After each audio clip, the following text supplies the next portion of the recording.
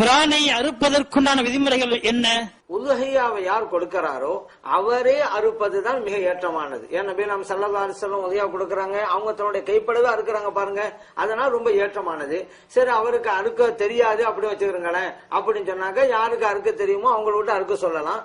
அப்படி அறுக்கும் பொழுது யாருக்கு குர்பான் கொடுக்கறாங்களோ அவங்க அந்த இடத்துல இருந்து அந்த பிராணியை பார்த்து கொண்டிருப்பது சுன்னத்தான காரியம். ஒன்னு அவரே அறுக்கணும், இல்லன்னா அந்த இடத்துல ஆஜராகி அந்த அறுக்கப்படுறத பார்த்துக்கிட்டு இருக்கணும்.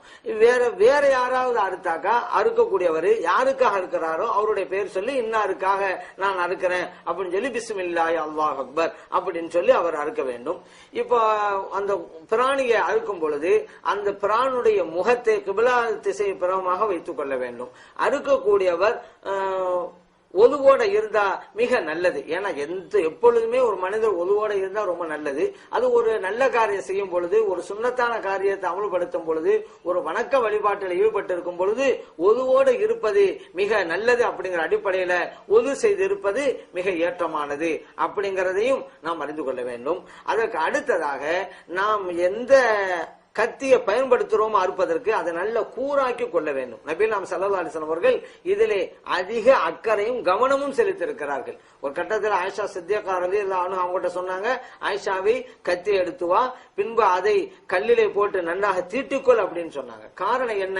நபி நாம் ஸல்லல்லாஹு அலைஹி வஸல்லம் சொல்றாங்க, இறைவன் ஒவ்வொன்றுக்கும் ஒரு வரைமுறையையும் நியதியையும் ஒழுங்குமுறையும் ஏற்படுத்தி வைத்திருக்கிறான். இறைவன் மென்மையையும் எளிதைத்தான் விரும்புகிறான்.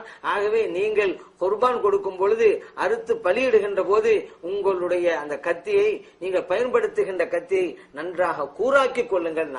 ஏன்னா கூர் மழுங்கி இருந்தா அறுக்கப்படுகிற பிராணிக்கு அதிக துன்பத்தை ஏற்படுத்தும், அதிக துயரத்தை ஏற்படுத்தும், வேதனையை கொடுக்கும். நீங்க அந்த பிராணிக்கு அப்படிப்பட்ட துன்பத்தையும் துயரத்தையும் வேதனையும் கொடுக்க கூடாது. கத்தி நன்றாக தீட்டிக் கொள்ளுங்கள், கூராக்கி கொள்ளுங்கள். காரணம் இறைவன் எளிதை விரும்புகிறான் என்பதை நபிகள் நாயகம் ஸல்லல்லாஹு அலைஹி சொல்லித் தர்றாங்க. இறைவன் மென்மையை விரும்புவதால் இது போன்ற முன்னேற்பாட்டு காரியங்களை செய்து கொள்ளுங்கள் அப்படிங்கிறாங்க. அதனால அந்த அறுப்பதற்கு நாம் பயன்படுத்துகின்ற கத்தியை கூராக்கி கொள்வதும் நமக்கு கடமையாக இருக்கிறது. அதற்கு அடுத்து நியத்து வைக்கணும். இறைவனுக்காகத்தான் இதை நான் நிறைவேற்றேன் அப்படி நியத்து வச்சு கொண்டுதான் பிஸ்மில்லாஹி அல்லாஹ் அக்பர் அப்படின்னு சொல்லி அறுக்கணும். அதுக்கு முன்னால இந்த குர்பான் கொடுப்பதற்கு முன்னால நம்ம தொழுகையெல்லாம் ஓதுவோம்ல, இன்னி வஜ்ஜஹது வஜ்ஹி லில்லதி ஃபத்தரஸ் ஸமாவாதி அப்படிங்கிற துஆவை ஓதிக்கொள்ள வேண்டும். அப்படி துஆவை ஓதிக்கொள்ளும்படி நபிகள் நாயகம் ஸல்லல்லாஹு அலைஹி வஸல்லம் அவர்கள் கற்று தந்திருக்கிறார்கள். ஆகவே இந்த அறுக்கும் போது இது போன்ற நடைமுறைகளையும் நாம் செயல்படுத்த வேண்டும். மேலும் இந்த அறுக்கக்கூடியவர் ஆணாகத்தான் இருக்கணும் அப்படிங்கறல, ஆண்களும் அறுக்கலாம், பெண்களும் அறுக்கலாம். இருசாராருக்கும் இது அனுமதி வழங்கப்பட்டிருக்கிறது.